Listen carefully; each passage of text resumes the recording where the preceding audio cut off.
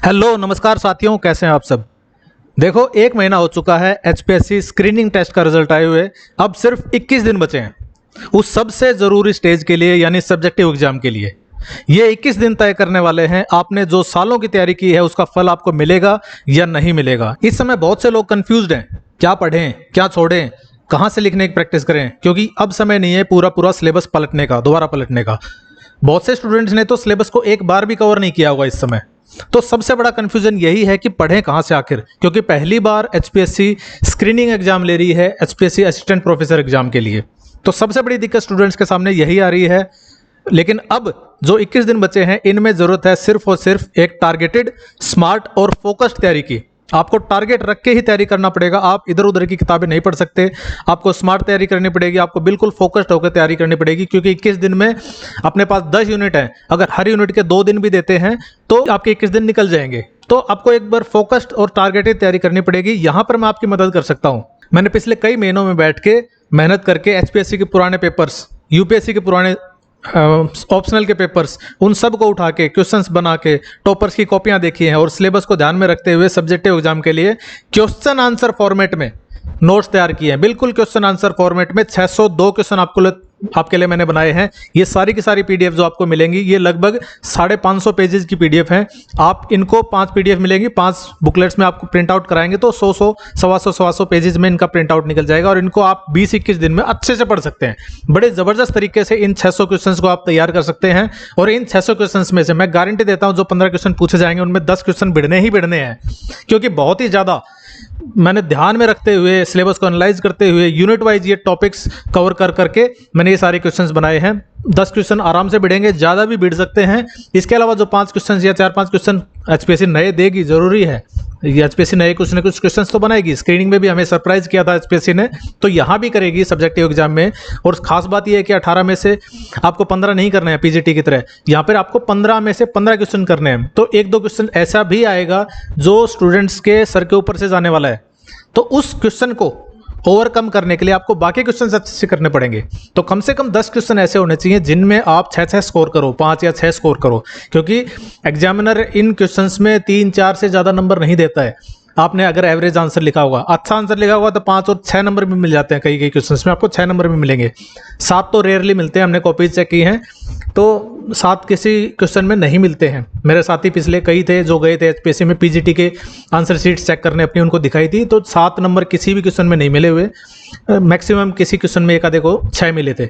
मतलब 10 क्वेश्चन अगर आपके सही टकरा जाते हैं उनमें से 6-6 नंबर के कुछ 7-8 क्वेश्चन आपको स्कोर करने होंगे, ताकि 1-2 क्वेश्चन ऐसा आ जाए, आउट ऑफ सिलेबस आ जाए या विचित्र टाइप का डाल दे तो आपको नुकसान ना हो। तो मैंने जो सब्जेक्टिव एग्जाम्स के लिए नोट्स बनाए वो क्वेश्चन आंसर फॉर्मेट में बनाए हैं। 602 क्वेश्चन इसके अंदर है, टू बी प्रिसाइज 600 से 2 एक्स्ट्रा ही हैं, 602 क्वेश्चन है। तो ये जो तैयारी है आपकी 21 दिन में आपका स्कोर डबल कर देगी एक तरह से। अगर आप 30-40 स्कोर कर रहे हैं तो आपका 60-70 स्कोर बन जाएगा। अगर आप 40-50 स्कोर कर रहे हैं तो आपका 100 के करीब स्कोर बन जाएगा। तो ये सुपर नोट्स हैं।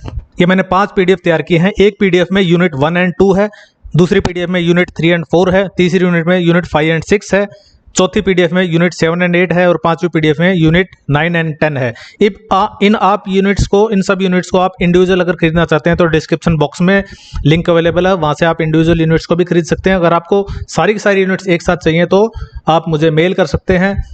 मेल आईडी भी आपको डिस्क्रिप्शन बॉक्स में मिल जाएगी। मेल आईडी वैसे सिंपल है, polity@gmail.com।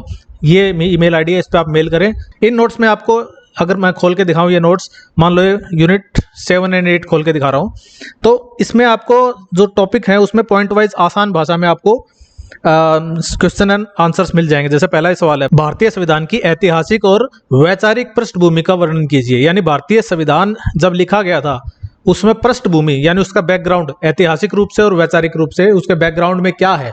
तो इतिहास में क्या है, ब्रिटिश औपनिवेशिक शासन है, स्वतंत्रता संग्राम हमने लड़ा है, संवैधानिक विकास जो ब्रिटिश शासन के दौरान हुआ था, उन सब से हमने जो सीख मिली थी वो हमने संविधान में डाली है।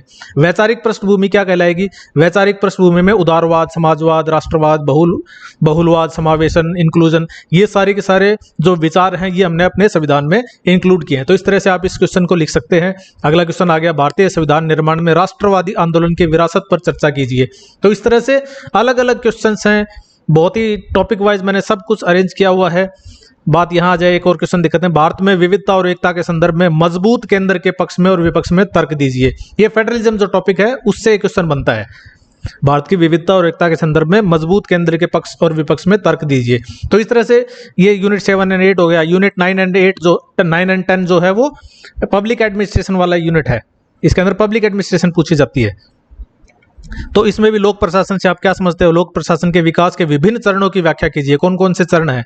देखो, पहला पारंपरिक लोक प्रशासन, वुड्रो विल्सन वाला, फिर व्यवहारिक लोक प्रशासन आ गया, फिर नव लोक प्रशासन आ गया, फिर नई लोक प्रशासन आ गया, सुशासन और ई गवर्नेंस आ गया, वर्तमान जो चल रहा है। तो ये अलग अलग स्टेज है। फिर प्राइवेट और पब्लिक प्रशासन के बीच मुख्य अंतर स्पष्ट कीजिए कि सार्वजनिक प्रशासन में ये होता है, निजी प्रशासन में ये पॉइंट है।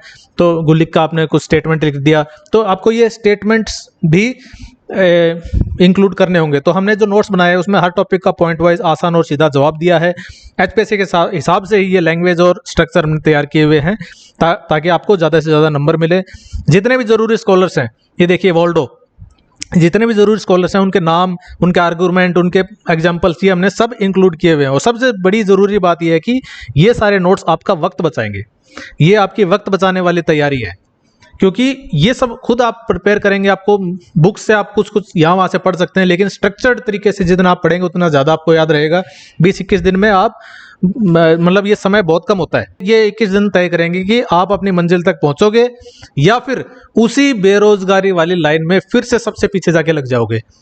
ठीक है, आप पहले स्टेज तक आए हो, इसके मतलब यही है कि आप में दम है, सॉलिड हो आप, दम है आप में, लेकिन आपको सही दिशा चाहिए इस समय। और ये जो नोट्स हैं वो आपको सही दिशा देने वाले हैं। तो मैं आपको ज़रूर कहूँगा कि एक बार डिस्क्रिप्शन बॉक्स में जाकर एक बार इन नोट्स को देखो। चाहे एक ही ले लो, लेकिन खुद पढ़ो, समझो। और इन क्वेश्चंस में से मैंने बहुत सारे क्वेश्चंस हैं यूट्यूब पे भी करवा रखे हैं, शायद 30-40 क्वेश्चन करवा रखे हैं। तो आप वहाँ से भी रेफरेंस ले सकते हो कि इनकी क्वालिटी किस टाइप की होगी। तो मैं तो यही कहना चाहूँगा कि 20-21 दिन है, बिल्कुल टाइम वेस्ट ना करें। आपसे पहले बहुत से लोग पढ़ चुके हैं, 1 महीना हो गया उनको पढ़ते हुए। 20-21 दिन में भी तैयारी हो सकती है, क्योंकि अब लिमिटेड लोग हैं इस एग्जाम को लिखने वाले। और ऑल द बेस्ट, झोंक दो पूरी तैयारी, पूरी एनर्जी, जितना भी आप में दम बचा है वो सारा झोंक दो, क्योंकि दम तो आप में है, आपने पहली स्टेज पार की है। तो all the best, take care, bye bye, Tata.